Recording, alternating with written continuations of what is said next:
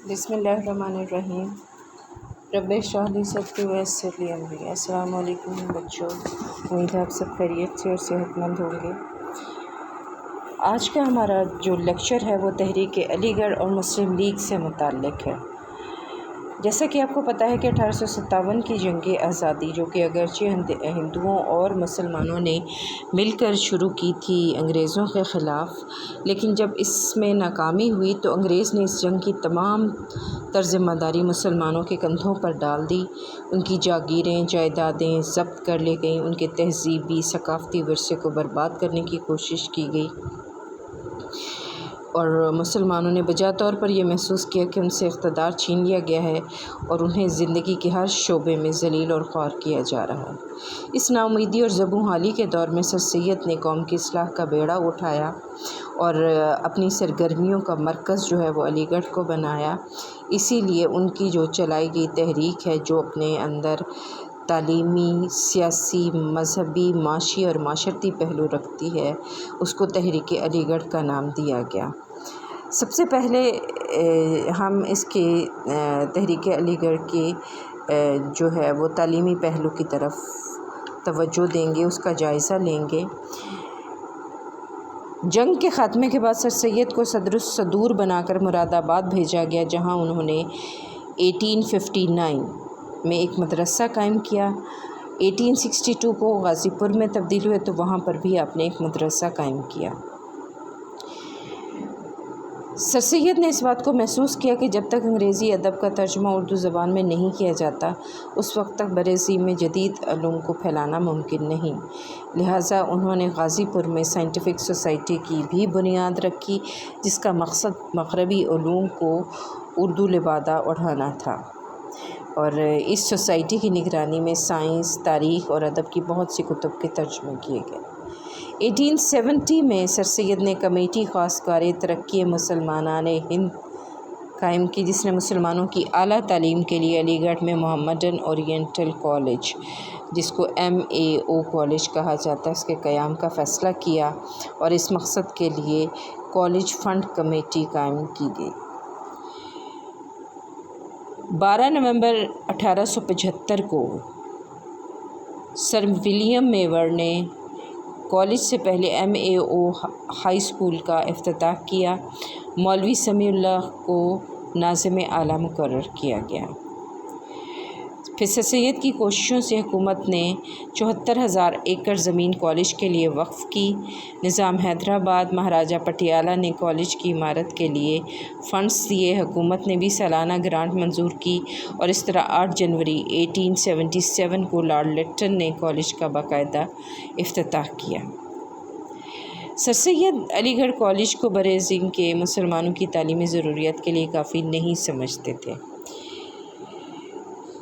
لہٰذا 1886 میں محمدن educational conference کی بنیاد رکھی، تاکہ وہ مسلمانوں کو بیدار کرے، انہیں حصول تعلیم کے لیے آمادہ کرے، تاکہ وہ تعلیمی ترقی میں گرم جوشی اور سرگرمی سے حصہ لیں۔ اس کانفرنس کے اجلاس ہر سال مختلف شہروں میں منعقد کیے جاتے تھے، اور بچوں یہ بات ذہن میں رہے کہ اسی کانفرنس کے سالانہ جلسے میں 1906 میں مسلم لیگ قائم ہوئی۔ شروع میں سر سید نے جو کوششیں کی، اس میں ہندو اور مسلمان دونوں میں کوئی فرق روا نہیں رکھا۔ وہ دونوں کو ایک دلہن کی 2 خوبصورت آنکھوں سے تشبیہ دیتے تھے۔ لیکن 1867 میں اردو ہندی تنازع، جو کہ بنارس میں ہوا، جس میں اردو کے خلاف تحریک شروع کی گئی، اس تحریک نے سر سید کے زاویہ نگاہ کو، نقطۂ نظر کو بالکل تبدیل کر دیا۔ علی گڑھ کے قیام سے پہلے مسلمان مغربی تعلیم میں بہت کم دلچسپی لیتے تھے۔ کچھ مسلمان انگریزی تعلیم کو حاصل کرنا ہی معیوب سمجھتے تھے، اور کچھ مسلمانوں کے الگ تعلیمی ادارے نہ ہونے کی وجہ سے مشنری تعلیمی اداروں یا ہندوؤں کے تعلیمی اداروں میں اپنے بچوں، خاص طور پر بچیوں کو بھیجنا قومی غیرت کے منافی سمجھتے تھے۔ اس تحریک نے مسلمانوں کو مغربی تعلیم کے لیے آمادہ کیا، ترقی کی راہوں سے روشناس کرایا۔ پورے برصغیر کو اس تحریک نے بالواسطہ یا بلا واسطہ طور پر متاثر کیا۔ اب ہم دیکھتے ہیں اس کا سیاسی پہلو یا سیاسی خدمات۔ بر صغیر میں دو قومی نظریے کے بانی سر سید ہیں۔ قوم کی اصطلاح انگریز کے دور میں عام ہوئی اور مسلمانوں کو من حیث القوم ختم کرنے کی سازش کی گئی۔ اس دور میں سر سید نے مسلمانوں کے علیحدہ تشخص کو قائم رکھنے کے لیے MAO کالج کی بنیاد رکھی۔ علی گڑھ ایک تحریک بن گیا جس نے برعظیم کے مسلمانوں کو عزم نو دیا، جس کے بلبوتے پر مسلمانوں نے پاکستان کا مطالبہ کیا اور الگ وطن حاصل کرنے میں کامیاب ہو گئے۔ اس تحریک نے مسلمانوں کے خلاف جو انگریزوں کا رویہ تھا اس کو بہتر بنانے کی بھی کوشش کی۔ سر سید نے 1857 کی جنگ آزادی کے اسباب لکھی اور اس مقصد کے لیے رسالہ اسباب بغاوت ہند لکھ کر جنگ آزادی کے تینوں فریقوں انگریز، ہندو اور مسلمان تینوں کو برابر کا قصوروار ٹھہرایا۔ ان کے اس پمفلٹ سے ہندو جو کہ مسلمانوں کو جان بوجھ کر انگریزوں سے ایک طرح سے آپ سمجھ لیں کہ اپنے سے کمتر ہونے کا احساس دلوانا چاہتے تھے، ان کے اور اس طرح کے کئی حربے جو ہے وہ انہوں نے ناکام کیے۔ 1857 کی جنگ آزادی نے مسلمانوں کو ظاہر آسمان سے زمین پر پٹخ دیا تھا۔ پہلے وہ ایک مقتدر قوت تھے، اقتدار ان کے پاس تھا۔ رسالہ اسباب بغاوت ہند میں سر سید نے جنگ کے 5 اسباب تحریر کیے، ان میں سے 4 انگریز سے متعلق تھے۔ سر سید احمد خان نے جنگ کی تمام تر ذمہ داری انگریز پر ڈالتے ہوئے اسے اس کی لغزشوں سے آگاہ کیا۔ انہوں نے واضح کیا کہ انگریز نے رعایا کو سمجھنے میں غلطی کی اور ایسے قوانین بنائے جو ملکی رسم و رواج اور ہندوستانیوں کے لیے مناسب نہیں تھے۔ اس وجہ سے لوگوں میں غلط فہمی پیدا ہوئی اور جنگ کا سبب بنی۔ اس جنگ میں انہوں نے واضح طور پر کہا کہ اس جنگ میں ہندو اور مسلمان دونوں نے حصہ لیا، اس لیے صرف مسلمانوں کو الزام دینا درست نہیں۔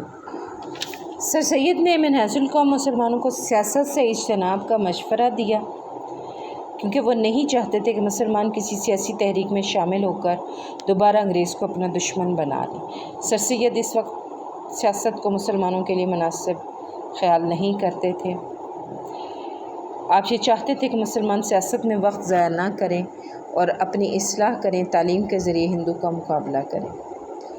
جب آل انڈیا نیشنل کانگریس قائم ہوئی تو سر سید نے مسلمانوں کو اس کی سیاست سے الگ رہنے کی تاکید کی، تلقین کی۔ ہندو مسلمانوں کو تاکہ جو ہندو جو ہیں وہ مسلمانوں کو اپنا اعلی کار بنا کر پھر سے جنگ آزادی جیسے حالات پیدا نہ کر دیں اور حکمران طبقے کے دل میں مسلمانوں کے خلاف بد اعتمادی کی فضا نہ پیدا ہو جائے۔ سر سید نے مغربی جمہوریت کو بر صغیر کے لیے درست خیال نہیں کیا۔ ان کا کہنا تھا کہ چونکہ بر صغیر کئی قوموں کا وطن ہے اور مغربی جمہوریت کے تحت ہندو اکثریت کا غلبہ یقینی ہے، جس کا مطلب یہ ہوگا کہ مسلمان قوم اپنے شاندار ماضی اور اعلیٰ تاریخی روایات کے باوجود ہندو اکثریت کے محکوم بن کر رہ جائیں گی۔ لہٰذا آپ نے مطالبہ کیا کہ مسلمان ایک جداگانہ قومیت رکھتے ہیں، اس لیے ہندوستان میں جداگانہ انتخاب کا طریقہ کار رائج کیا جائے، ہندو اپنے نمائندے چنیں اور مسلمان اپنے نمائندوں کا انتخاب کریں۔ اس طرح دونوں قومیں اپنے اپنے مفادات کا بہتر تحفظ کر سکیں گی۔ آپ نے ملازمتوں میں مسلمانوں کا حصہ مقرر کرنے کی بھی تحریک چلائی۔ آل انڈیا کانگریس نے ملازمتیں تعلیمی قابلیت کی بنیاد پر دینے کا مطالبہ کیا۔ تحریک علی گڑھ نے تعلیم کے ذریعے مسلمانوں کو ملازمتوں کے قابل بنایا اور ان کی تعداد کے تناسب سے ملازمتوں کے حصول کی جدوجہد بھی کی۔ تحریک علی گڑھ نے مسلمانوں کو سیاست سے الگ کرنے کی کوششیں جاری رکھیں۔ اس دوران وہ مسلم قوم کو زیور تعلیم سے آراستہ کر کے اپنے پاؤں پر کھڑے ہونے کے قابل بناتے رہے۔ اس تحریک نے علی برادران اور ظفر علی خان جیسے نوجوان قومی جذبے سے سرشار لیڈر میدان سیاست میں بھیجے، جنہوں نے مسلم قوم کا تحفظ کیا اور متحدہ قومیت کا ڈٹ کر مقابلہ کیا، جس کے نتیجے میں آہستہ آہستہ مسلمانان بر صغیر اپنی منزل یعنی پاکستان کی طرف بڑھتے رہے۔ تحریک پاکستان میں بھی علی گڑھ کے فارغ التحصیل طلباء ہراول دستہ تھے۔ انہوں نے کچھ عرصہ تعلیم کو خیر بات کہہ کر ہندوستان کے دور دراز علاقوں میں یہ لوگ پہنچے اور انہیں قیام پاکستان کی اہمیت سے آگاہ کیا۔ مسلمانوں میں ان لوگوں نے ایسا جذبہ پیدا کیا کہ ساری قوم نے پوری قوت سے پاکستان کا مطالبہ کیا۔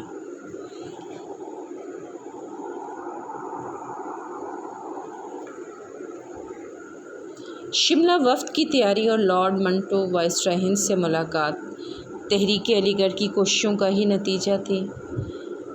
شملہ وفد نے 1906 میں شملہ میں وائسرائے ہند لارڈ منٹو سے ملاقات کی اور اسی ملاقات میں انہوں نے جداگانہ انتخاب کا مطالبہ کیا۔ مسلم لیگ کی تشکیل کا فیصلہ، جسے میں آپ کو پہلے بھی بتا چکی ہوں کہ محمدن ایجوکیشنل کانفرنس کے سالانہ جلسہ منعقدہ ڈھاکہ میں کیا گیا۔ دسمبر 1906 میں یہ قائم ہوئی جماعت مسلمانوں نے، اور اسی جماعت نے پھر پاکستان کے حصول کا جو سفر تھا وہ 47 میں طے کر لیا۔ تحریک پاکستان کے حوالے سے علی گڑھ نے مسلمانوں کو نہ صرف یہ کہ تعلیم کے زیور سے آراستہ کیا، بلکہ 50 سال تک سیاسی اداروں کی بھی رہنمائی کی۔ شملہ وفد اور مسلم لیگ کی مثال میں اس حوالے سے دے چکی ہوں۔ اگر یہ کہا جائے کہ قائد نے پاکستان کی جنگ علی گڑھ کے میدان میں جیتی تو بیجا نہ ہوگا۔ علی گڑھ کی اولڈ بوائز ایسوسی ایشن آپ کے دست بازو تھے۔ مسلم اسٹوڈنٹس فیڈریشن کی مرکزی تنظیم بھی علی گڑھ ہی میں قائم ہوئی۔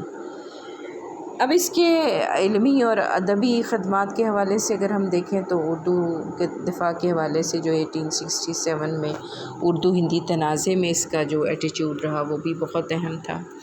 آثار الصنادید، یہ دلی کی پرانی عمارتوں، کھنڈروں اور تاریخی آثار کے بارے میں معلومات فراہم کرتی ہے یہ کتاب۔ اس کا مقصد مسلمانوں کے شاندار ماضی کو محفوظ کرنا تھا۔ اس تصنیف کی وجہ سے آپ کو ایشیاٹک سوسائٹی لندن کا اعزازی رکن بھی بنایا گیا۔ تاریخ سرکشی بجنور 1857 میں جب وہ بجنور میں تھے، آپ نے بہت سارے انگریز مردوں اور عورتوں کی جانیں بچائیں، اور تاریخ سرکشی بجنور لکھ کر یہ انگریز کو احساس دلایا کہ یہاں مسلمانوں نے جنگ آزادی میں حصہ لیا ہے، وہاں کچھ مسلمانوں نے ان سے بھرپور تعاون بھی کیا ہے۔ پھر خود بات احمدیہ ولیم ایور نے لائف آف محمد صلی اللہ علیہ وسلم لکھی اور اس میں رسول اکرم صلی اللہ علیہ وسلم کی سیرت پر حملے کیے۔ اس کتاب کا جواب مسلمانوں پر فرض ہو گیا، چنانچہ سر سید احمد خان میدان میں آئے، انگلستان کا سفر کیا، وہاں کی لائبریریوں سے استفادہ کر کے خطبات احمدیہ لکھی، اور جو اس نے حملے کیے تھے رسول اللہ کی شخصیت پر صلی اللہ علیہ وسلم کی، ولیم ایور نے اس کا بڑا دلیل سے اور تسلی بخش جواب دیا۔ اگر ہم اس تحریک کے معاشرتی پہلو کا جائزہ لیں تو اس میں بھی سر سید کی کچھ تصانیف اور کچھ ادارے ہیں۔ اس میں رسالہ تہذیب الاخلاق کا اجرا، لائل محمدنز آف انڈیا، اس میں جنگ آزادی کے دوران مسلمانوں کی ان خدمات کا تذکرہ کیا گیا تھا جنہوں نے برطانوی حکومت کے لیے سر انجام دی۔ دوستانہ تعلقات کی فضا قائم کرنے کے لیے سر سید نے انجیل کی تفسیر تبین الکلام لکھی۔ پھر جدید طرز معاشرت کی ترویج میں بھی انہوں نے اہم کردار ادا کیا۔ مسلمانوں کو رہنے سہن کے انداز، یورپین لباس، جدید طرز کے مکانات، کھانے میں چھری کانٹے کا رواج، مشرقی تہذیب اور مغربی تہذیب کے ملاپ سے جدید طرز معاشرت کی ترویج کرنے میں اس تحریک نے اہم کردار ادا کیا۔ جہاں تک مذہبی خدمات کا تعلق ہے، خطبات احمدیہ کے حوالے سے میں آپ کو بتا چکی ہوں۔ پھر مشنریوں کے جو اعتراضات تھے اسلام پر، اس کا بھی انہوں نے بڑا مدلل جواب دیا، دلیری اور خوبی کے ساتھ۔ عالم اسلام کے معاملات میں دلچسپی تھی۔ سر سید کے بعد نواب وقار الملک دنیا اسلام کے مسلمانوں کے مسائل پر جاندار موقف اختیار کیے رہے۔ علی برادران اور ظفر علی خان جیسے قائدین نے بھی ان کی رہنمائی کی۔ مسلم قوم کے حقوق کا تحفظ اگر کسی پلیٹ فارم سے ہوا تو وہ یہ تحریک علی گڑھ ہی تھی۔ اب اس تحریک نے، میں نے آپ کو مختلف پہلو جو اس تحریک کے تھے وہ بتائے۔ اس سے واضح ہو جاتا ہے کہ اس تحریک نے بر صغیر کے مسلمانوں پر بڑے دور رس اثرات مرتب کیے۔ ہر اعتبار سے مسلمانان ہند اس تحریک سے متاثر ہوئے۔ اس تحریک نے انگریز اور مسلمانوں کے درمیان غلط فہمی کا تدارک کیا، کافی حد تک مغربی تعلیم کے حصول پر مسلمانان بر صغیر کو آمادہ کیا۔ مسلمان یہ بخوبی سمجھنے لگے کہ اگر وہ بحیثیت قوم زندہ رہنا چاہتے ہیں اور دنیا میں ترقی کرنا چاہتے ہیں تو جدید علوم کا حصول لازمی ہے۔ پھر مسلمانوں کی معاشی ترقی کے حوالے سے بھی اس تحریک نے اہم کردار ادا کیا۔ انگریز کی آمد سے پہلے مسلمان ہندوستان کا خوشحال اور ترقی یافتہ طبقہ تھے، لیکن نظام بدلتے ہی مسلمانان ہندوستان بدحالی کا شکار ہو گئے۔ انگریزی زبان اور انگریز کی مخالفت کر کے انہوں نے اپنے اوپر ملازمت کے دروازے بند کر لیے اور معاشی طور پر بدحال ہو گئے۔ سر سید نے اسے محسوس کیا اور اس تحریک کا ایک مقصد مسلمانوں کی معیشت کو بہتر بنانا تھا۔ سیاسی قیادت اس تحریک نے فراہم کی۔ بڑے بڑے لیڈران جو ہیں وہ اس پلیٹ فارم سے پیدا ہوئے۔ اردو زبان کی ترقی اور ترویج کا کام کیا۔ علی گڑھ انسٹیٹیوٹ گزٹ کے ذریعے سائنسی اور علمی مضامین شائع کیے جاتے۔ مسلم مفادات کے تحفظ کو اس تحریک نے یقینی بنایا۔ دو باتیں اس حوالے سے بڑی اہم ہیں، ایک مقابلے کے امتحان کا مطالبہ کانگریس کی طرف سے سرکاری ملازمتوں کے لیے، اور دوسرا جداگانہ انتخاب کے حوالے سے جدوجہد کرنا۔ مسلم اتحاد کو فروغ دیا گیا۔ محمدن ایجوکیشنل کانفرنس کے اجلاس میں پورے ہندوستان سے مسلمان یہاں آتے تھے اور مسلمانوں کے جو ہے معاشرتی، تعلیمی، سیاسی مسائل زیر بحث لائے جاتے تھے اور ان کا حل تلاش کرنے کی کوشش کی جاتی تھی۔ اس تحریک نے معاشرتی اسلام میں اور مسلمانوں کے مذہبی افکار پر بھی اثر ڈالا، اور پھر سب سے بڑھ کر تحریک پاکستان کی جو قیادت تھی وہ اس تحریک نے ہی مہیا کی۔ اب آتے ہیں مسلم لیگ کے حوالے سے کہ مسلم لیگ جو ہے، جو مسلمانوں کی ہندوستان میں جماعت تھی، واحد نمائندہ جماعت، اس کے قیام کے اسباب کیا تھے؟ کیوں مسلمانوں نے ایک علیحدہ جماعت قائم کی حالانکہ اس وقت آل انڈیا کانگریس موجود تھی؟ تو تاریخی حقائق کو اگر ہم جانچیں تو سب سے پہلا وہی 1867 کا اردو ہندی تنازع، بنارس کے ہندوؤں کی طرف سے مطالبہ کہ سرکاری دفاتر اور عدالتوں میں اردو کی بجائے ہندی زبان رائج کی جائے، جس کے لیے انہوں نے اپنی کوششیں تیز کر دیں اور 1882 میں ہنٹر کمیشن کو ایک یادداشت روانہ کی جس میں ذریعہ تعلیم بھی ہندی زبان کو بنانے کا مطالبہ کیا۔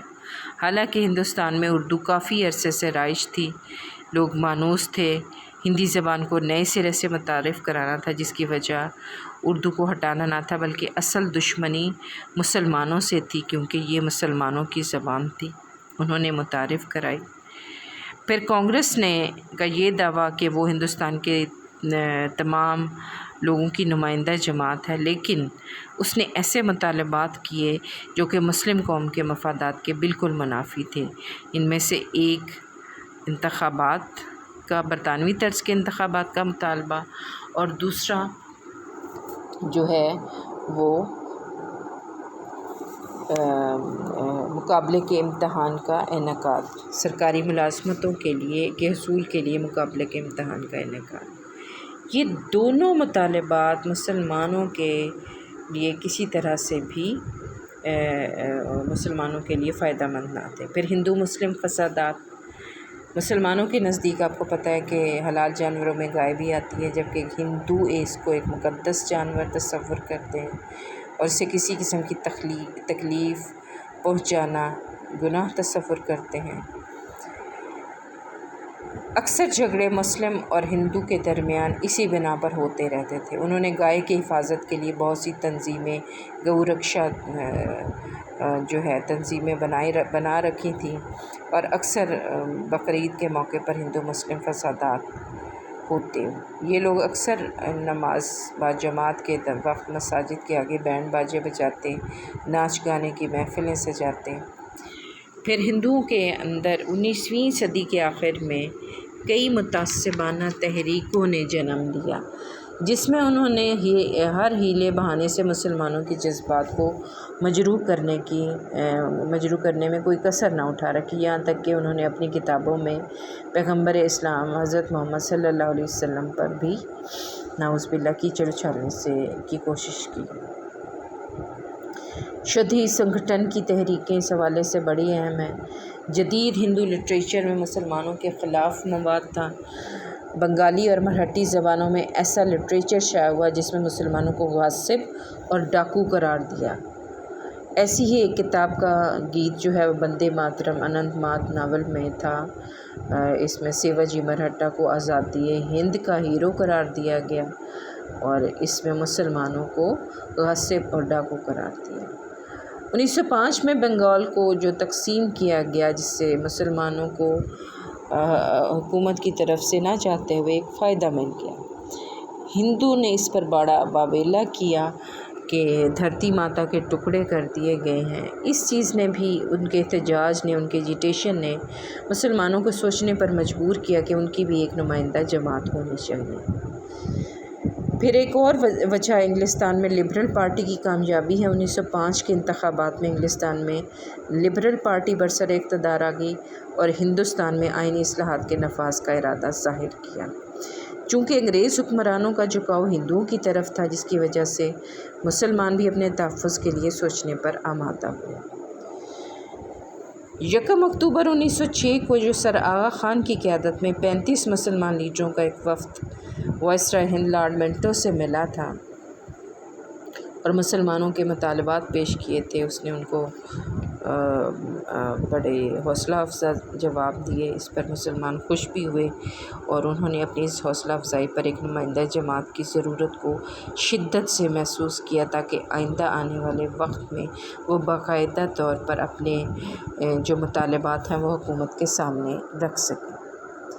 یہ بچوں وہ اسباب تھے جو کہ مسلم لیگ کے قیام کا باعث بنے۔ جیسے میں نے آپ کو تحریک علی گڑھ کے دوران میں ہی بتایا کہ محمدن ایجوکیشنل کانفرنس کے اجلاس جو ہر سال منعقد ہوتے تھے، اور اسی کے ایک جلسے میں جو کہ دسمبر 1906 میں ڈھاکہ میں منعقد ہوا، مسلم لیڈروں کا جو ہے 30 دسمبر 1906 کو نواب وقار الملک کی قیادت میں ایک خاص اجلاس منعقد ہوا جس میں مسلمانوں کی نمائندہ تنظیم کے متعلق غور و خوض کیا۔